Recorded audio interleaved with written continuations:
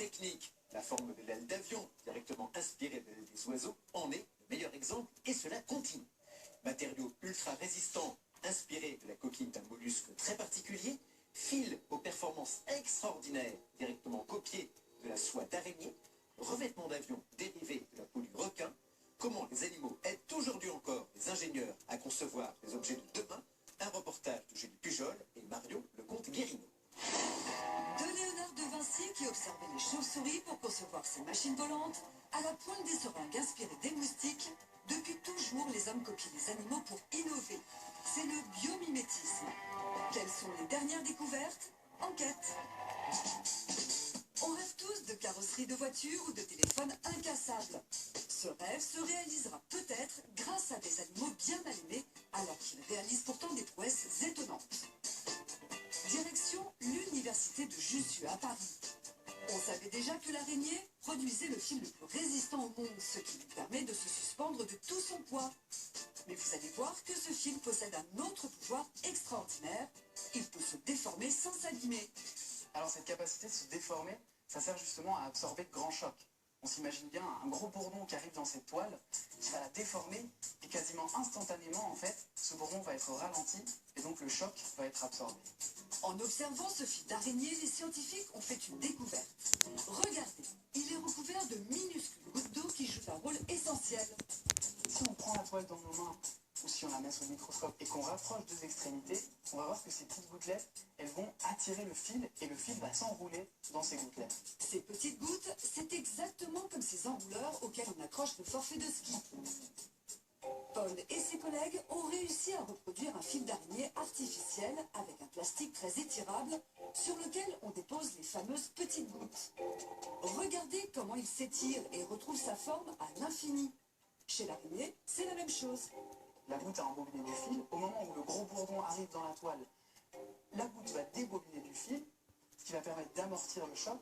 Et après, en revenant à sa place, justement, elle va rembobiner du fil et garder sa structure telle qu'elle était tout au début. Cette technologie doit encore être étudiée, mais on pourrait imaginer un jour intégrer ces fils à des carrosseries de voitures, des coques de téléphone et même des circuits de connexion à l'intérieur de nos téléphones, ce qui serait encore plus révolutionnaire.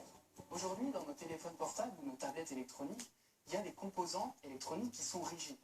Et ils sont reliés par des connexions qui, aujourd'hui, sont rigides aussi. Maintenant, si on s'imagine que ces connexions, je peux les rendre étirables, je peux m'imaginer que ce téléphone, eh bien, je peux le plier comme une feuille, le rendre petit et le ranger dans ma poche. Autres animaux qui continuent d'inspirer les scientifiques, les oiseaux. Direction Toulouse et le pôle de recherche d'un géant de l'aéronautique. En étudiant le vol des pélicans, des oiseaux migrateurs bien dodus, donc proches des avions et qui volent en fait, les chercheurs ont fait une drôle de découverte. Et des mesures scientifiques ont permis de montrer que ces pélicans suiveurs avaient un rythme cardiaque plus bas que les pélicans de tête. C'est-à-dire que ces pélicans-là volent avec moins d'énergie, se fatiguent moins que le premier pélican. En volant, les pélicans mettent en mouvement l'air environnant, avec un mouvement descendant juste derrière et sur les côtés, un mouvement ascendant. Donc, de façon très opportuniste, les pélicans suiveurs se placent dans la partie montante de l'air pour bénéficier d'un effet de portance gratuit, je dirais. Grâce à cette découverte, les avions pourraient réduire leur consommation de carburant. On pourrait imaginer faire voler nos avions civils en formation, ensemble, comme le font déjà les avions de chasse. Moyennant bien sûr un système pour conserver une distance de sécurité entre chaque appareil. Autre innovation sur les ailes des avions cette fois. Jusqu'à présent, elles étaient droites, ce qui provoquait en bout d'ailes des tourbillons d'air qui ralentissaient l'appareil. En étudiant les rapaces, les ingénieurs ont eu l'idée de changer leur forme. Les derniers modèles d'avions ont des ailes carrément recourbées comme celle-ci, exactement comme celle d'un aigle. Cet arrondi que vous voyez à l'extrémité d'aile, que l'on observe très bien chez le grands rapaces, ça sert à guider l'écoulement depuis la partie inférieure de l'aile jusqu'à l'extérieur, en évitant la création de ces grands tourbillons. Autrement dit, grâce aux ailes recourbées, le vol est plus fluide. Mais la source d'inspiration la plus inattendue ici, c'est dans la mer que les chercheurs l'ont trouvée, chez le requin. Sa peau les intéresse beaucoup et contrairement à ce qu'on pourrait penser, elle n'est pas lisse. Donc vous voyez, le zoom sur ces écailles de requin montre clairement des zones de pic en fait, ce sont des mini-montagnes en fait. Et entre deux zones de pic, vous avez une espèce de vallée. Et ce sont ces vallées qui guident l'écoulement, qui réduisent le frottement de l'eau sur la peau du requin lorsqu'il se déplace. Incroyable. C'est donc parce qu'elle possède des micro-reliefs que l'eau glisse mieux sur la peau du requin, qui peut ainsi se déplacer très rapidement. Il existe déjà des combinaisons de natation inspirées de ce principe. C'est maintenant au tour des avions grâce à une peinture spéciale totalement innovante. Alors, c'est pas forcément très visible, hein, mais vous pouvez entendre hein, le bruit de l'ongle sur les sillons, en fait. Hein. Ce sont des structures très fines, hein, microscopiques. Dans la main de notre spécialiste, regardez ce que cela donne une fois agrandi 100 fois. On peut installer cette peau de requin ou l'équivalent modélisé sur la partie complète de l'aile, sur la queue de l'appareil, sur le fuselage et même les moteurs. On aurait en quelque sorte un avion requin. En cumulant toutes ces technologies, on espère réduire la consommation de carburant des avions de 10%. Mais pour imiter la nature, il faut avoir une formation bien spécifique. Direction Villejuif en banlieue parisienne. Dans cette école de biotechnologie, ces élèves sont formés pour créer les technologies révolutionnaires de demain. Alors on va démarrer l'expérience, si vous voulez bien. On va passer de l'autre côté.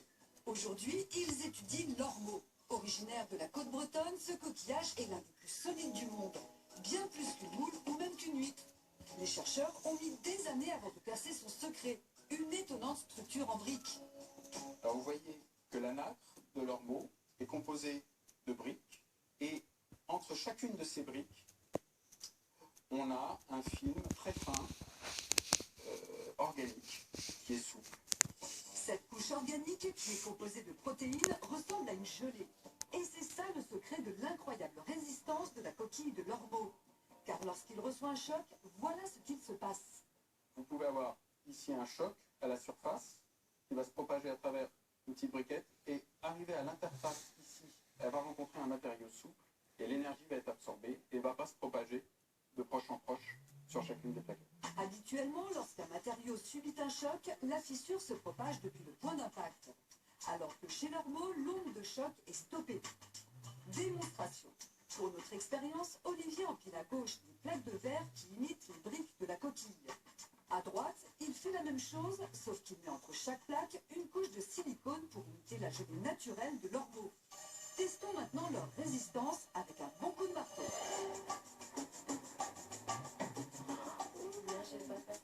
Allez, un peu plus de conviction. Le résultat est pour le moins frappant. Le verre sans gel est pulvérisé, alors que le verre avec gel a résisté jusqu'à mi-parcours. Donc là, on peut voir qu'il y avait du matériau souple qui a pu absorber la plus grande partie du choc. Mais à quoi cette découverte pourrait-elle servir? Dans l'avenir, on pourrait vraiment imaginer remplacer le ciment qu'on trouve entre les briques d'un mur, d'une maison, par un matériau beaucoup plus souple et rendre ce mur beaucoup plus résistant à la fissuration.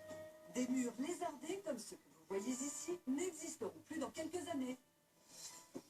Des objets incassables qui imitent des coquillages ou du fil d'araignée, des avions plus économiques grâce aux oiseaux ou aux requins, le futur inspiré des animaux n'a pas fini de vous surprendre. Et maintenant que ces découvertes et ces animaux n'ont plus de secret pour vous, écoutez bien cette question. Ça, c'est écrit dans